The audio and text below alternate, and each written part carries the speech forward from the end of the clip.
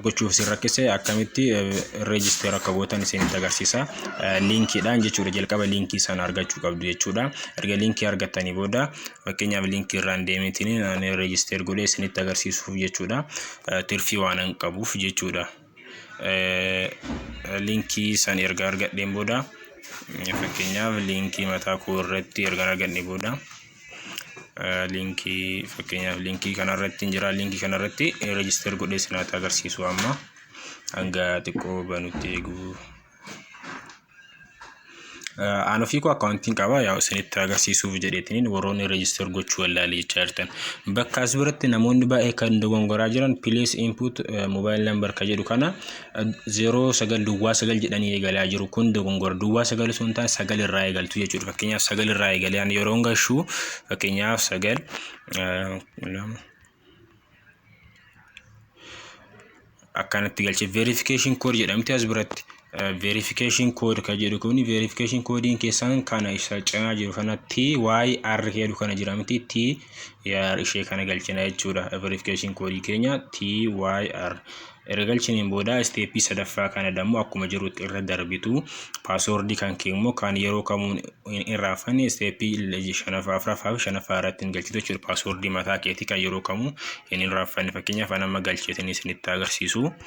Asittis isuma irra deebitee galchitaa. Kana booda immoo as dhufteetiin register goota jechuudha.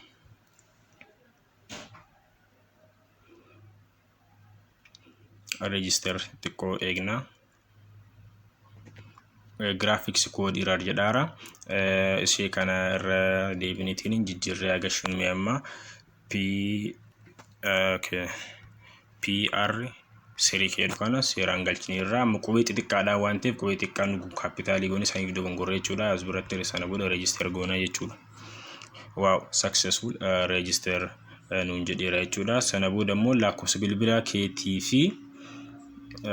bilbilaa keetii fi passwordii kan kee kan amma ittiin galmoofte sanaan immoo seenteetiniin ittiin dalaguu dandeessaa jechuudha. Fakkeenyaaf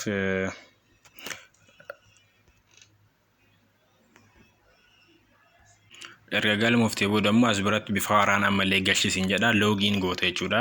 Lakkoofsa bilbilaa kan kee galchita login goota jechuudha. 1299 asittis password kan kee galchita 123456 ani isinitti agarsiisuuf banaara waan ta'eef rakkoon qabu.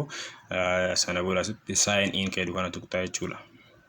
Wow, save teera asittis sunuuf fideera jechuudha. Amma sababa galmoofni qofaaf qarshii 50 nuuf kennee jira jechuudha. As biratti maayeen keedu kana tuqxu. As biratti maayeen qarshii 50 nuuf kenneetiin jira jechuudha. VIP 0 taaskii immoo 3 qabda. Taaksii kanarraa 3 qarshii fudhachuu dandeessaa jechuudha. Qarshii 5 qarshii 15 fudhachuu dandeessaa jechuudha. As biratti isinitti agarsiisa. As biratti 5 ka jedhu jira. As biratti amma successful jechuu qaba. Asittis kana sinan fudhee successful jedha. Sadaffaa kana biratti illee successful keedu fida jechuudha. Sadaffaa irratti illee fudhanna bakka sana booda duubatti deebitee as baalaansii kan kee yeroo ilaaltu immoo qarshii 65 siif ta'eera jechuudha.